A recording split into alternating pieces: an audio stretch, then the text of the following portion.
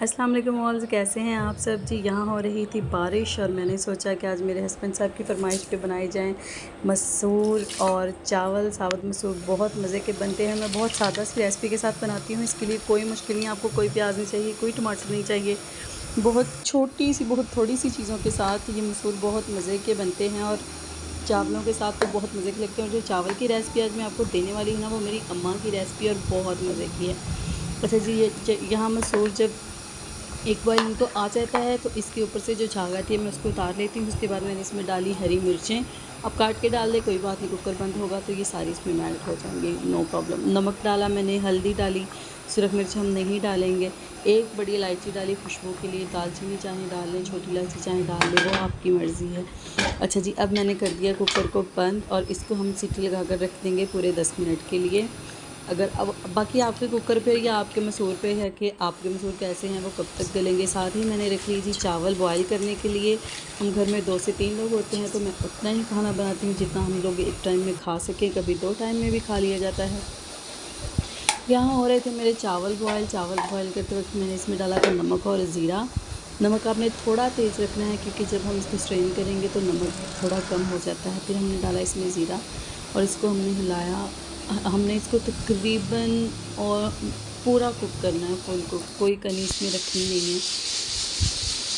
तो यहाँ हमारी दाल भी रेडी थी, चावल भी तकरीबन रेडी हो चुके थे, दाल तकरीबन पक चुकी थी और उसका मैंने जो है वो चूल्हा बंद कर दिया था। तो अभी मैं सीटी नहीं उठाती कुकर के ऊपर से क्योंकि वो सारा मैसी हो जाता है किचन भी, उसकी हवाएं निकल के।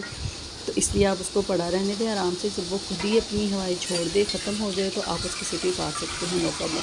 अच्छा जी, यहाँ मेरे चावल हो चुके थे तकरीबन, मैंने इनको ठंडा करने के लिए एक साइड पे रख दिया।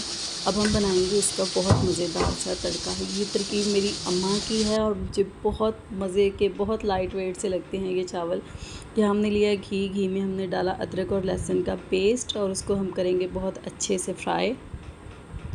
यहाँ भी आपकी चॉइस है, आप चाहें लाइट गोल्डन कर लें, आप चाहें इसको थोड़ा डार्क ब्राउन कर लें। मुझे थोड़ा सा डार्क पसंद है, इसकी खुशबू मुझे बहुत अच्छी लगती है चावलों में।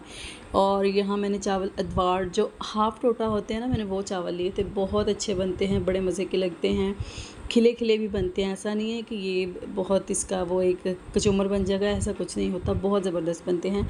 साथ में मेरी वीडियोस देखें, इसको लाइक करें, शेयर करें अपने दोस्तों के साथ, मेरे चैनल को सब्सक्राइब करें। मैं आप लोगों के लिए ही ये वीडियोस लेके आती हूँ बहुत आसान रेसिपीज़ के साथ। अगर आपके पास बहुत ज़्यादा चीज़ें नहीं हैं, ऐसी चीज़ों के साथ कि आपके किचन में अगर 1-2 चीज़ें हैं तो उससे ये रेसिपी बन जाए, ऐसी रेसिपीज़ लेके आना मेरा आप लोगों के लिए ये, और आप लोगों का प्यार होगा कि आप मुझे अगर सपोर्ट करेंगे। अच्छा जी, यहाँ मैंने इसको दम पे लगा दिया 10 से 15 मिनट के लिए।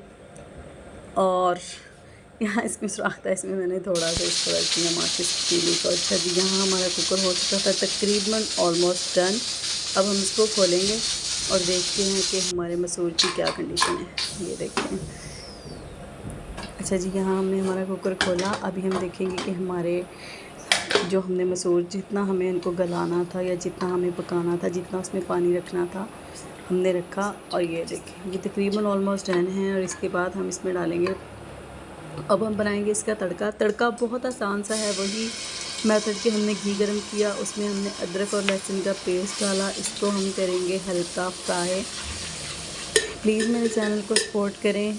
मुझे इतना नहीं पता यूट्यूब का, मुझे तो बोलने का भी इतना नहीं पता, बस जो आता है मैं बोल लेती हूँ, कह लेती हूँ। ये मेरा शौक़ है, मैं बनाती हूँ और साथ में आप लोगों की सपोर्ट और प्यार ज़रूर चाहिए मुझे। अच्छा जी, यहाँ मेरा लहसुन और छोटा सा लहसुन और अदरक का पेस्ट ब्राउन, तो हमने इसमें डाल दिए अपने मसूर।